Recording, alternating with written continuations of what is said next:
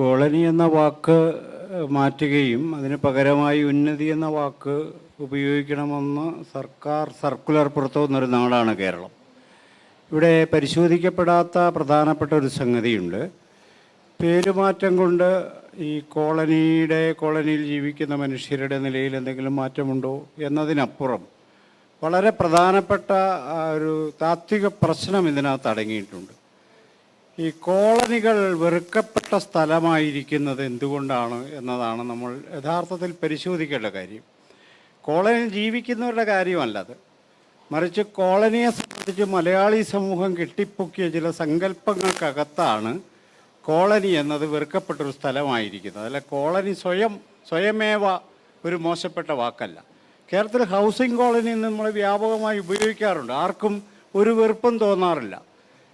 ഈ ദലിത് ജനവിഭാഗങ്ങൾ താമസിക്കുന്ന ഇടത്തെയാണ് നമ്മൾ യഥാർത്ഥത്തിൽ വെറുപ്പോടുകൂടി കാണുന്നത്. ആ വെറുപ്പിന് ഒരു ചരിത്രവും നമ്മുടെ മിത്തുമായും നമ്മുടെ മെറ്റഫിസിക്സുമായിട്ടൊക്കെ വളരെ അടുത്ത ബന്ധമുണ്ട് നമ്മൾ കാണണം. ഈ വെറുപ്പുണ്ടായത് കോളനി എന്ന വാക്കിൽ നിന്നാണെങ്കിൽ, എന്ന് പറഞ്ഞാൽ അതിൻ്റെ കൊണോട്ടേഷനിൽ നിന്നാണെങ്കിൽ പേര് മാറ്റിയാൽ അത് മാറും. പക്ഷേ ഇത് കൊണോട്ടേഷനിൽ നിന്നല്ല ഈ വെറുപ്പുണ്ടാകുന്നത്, മറിച്ച് ഡിനോട്ടേഷനിൽ നിന്നാണ് ഈ വെറുപ്പുണ്ടാകുന്നത്. ഇത് ആരെയാണ് പ്രതിനിധാനം ചെയ്യുക? ആ പ്രതിനിധാനം ചെയ്യപ്പെടുന്ന മനുഷ്യർ ഓണ്ടോളജിക്കലി വെറുക്കപ്പെടേണ്ടവരാണെന്ന് വിചാരിക്കുന്ന ഒരു സമൂഹമാണ് ഇന്ത്യ.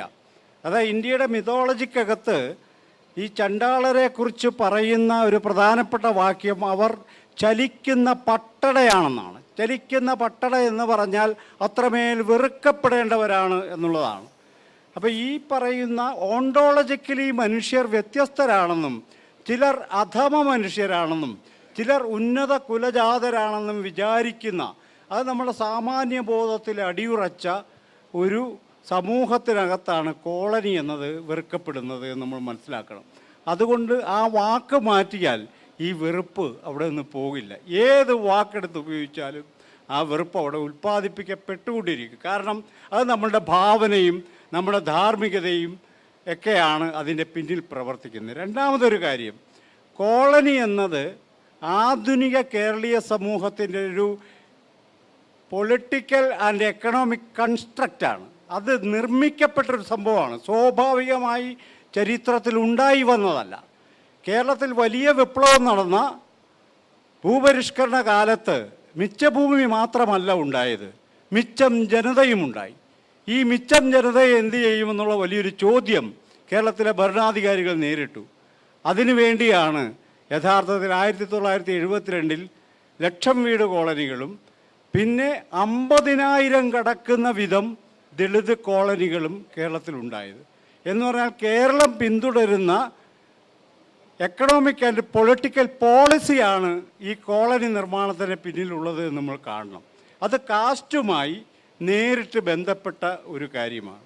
ഈ കോളനി നിവാസികൾക്ക് അവർക്ക് പുറത്ത് കടക്കാൻ കഴിയണമെങ്കിൽ മാറേണ്ടത് ആരാണെന്ന് ചോദിച്ചാൽ കേരളത്തിലെ പൊതുസമൂഹമാണ്, കേരളത്തിലെ സവർണ വിഭാഗങ്ങൾക്കിടയിലാണ് മാറ്റം വരേണ്ടത്. അവർ നിർമ്മിച്ചെടുത്ത സാമൂഹിക രാഷ്ട്രീയ ബോധത്തിനകത്താണ് ഈ മനുഷ്യർ നികൃഷ്ട ജന്മങ്ങളാണെന്ന് അവർക്കൊരു തോന്നലുണ്ടാവുകയും അത് എസ്റ്റാബ്ലിഷ് ചെയ്യുകയും ചെയ്യുന്നത്.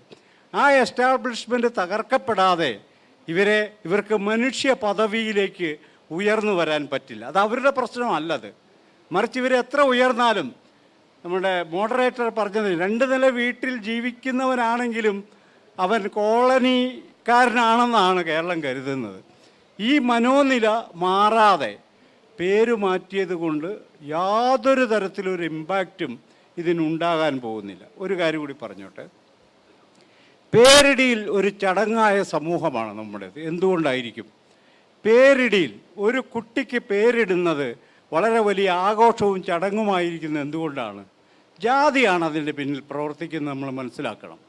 അതായത് പേരിടുക എന്ന് പറയുന്നത് ഈ ചണ്ടാളരായിട്ടുള്ള ജാതി ശ്രേണിയിൽ കീഴ്ത്തട്ടിലുള്ളവർക്ക് നികൃഷ്ടമായ പേരുകളെ, അറപ്പുളവാക്കുന്ന പേരുകളെ ഇടാവൂ എന്ന മിത്തോളജി ശക്തമായൊരു സ്ഥലത്താണ് നമ്മൾ ജീവിക്കുന്നത്.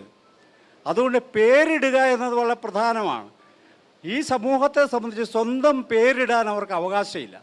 കേരളത്തിലെ ഒരൊറ്റ സംഘടന പോലും കേരളത്തിലെ ഗവൺമെൻറ്റിനോട് ആവശ്യപ്പെട്ടില്ല കോളനി എന്നുള്ള പേര് മാറ്റി വേറൊരു പേരിടുന്നത്. നിങ്ങൾക്കറിയാമോ? ആരും ആവശ്യപ്പെടാതെ ആണിത് മാറ്റിയത്. പക്ഷെ അവർ വേറെ ചില കാര്യങ്ങൾ ആവശ്യപ്പെടുന്നുണ്ട്, അതവരോട്ട് കേൾക്കത്തുമില്ല. എന്ന് പറഞ്ഞാൽ സ്വന്തം ഡെസ്റ്റിനി തീരുമാനിക്കാൻ ദളിതരുടെ ഒരു സോഷ്യൽ ഏജൻസി എന്നുള്ള അവകാശത്തെയാണ് ഇതിലൂടെ അവർ റദ്ദ് ചെയ്യുന്നതെന്നുള്ളതാണ് പ്രധാനപ്പെട്ട കാര്യം. അതുകൊണ്ട് സാമൂഹിക അന്തസ്സിലേക്ക് ഇവർക്ക് കടന്നു വരാൻ കഴിയാത്തത് ഈ ജനതയുടെ പ്രശ്നമല്ല. നമ്മുടെ സമൂഹം അത്രമേൽ അദൃശ്യമായ വിലക്കുകൾ ഉണ്ടാക്കി വെച്ചിട്ടുണ്ട് ഈ ആധുനികാനന്തര സമൂഹവും എന്നാണ് നമ്മൾ ഈ പേരുമാറ്റവുമായി ബന്ധപ്പെട്ട് അതിൻ്റെ ബാക്ക്ഗ്രൗണ്ടിൽ ജാതി പ്രവർത്തിക്കുന്ന രീതി നമുക്ക് മനസ്സിലാവണമെങ്കിൽ ആ നിലക്കതിനെ നമ്മൾ അനലൈസ് ചെയ്യേണ്ടതുണ്ട് എന്നുള്ളതാണ് പറയുന്നത്.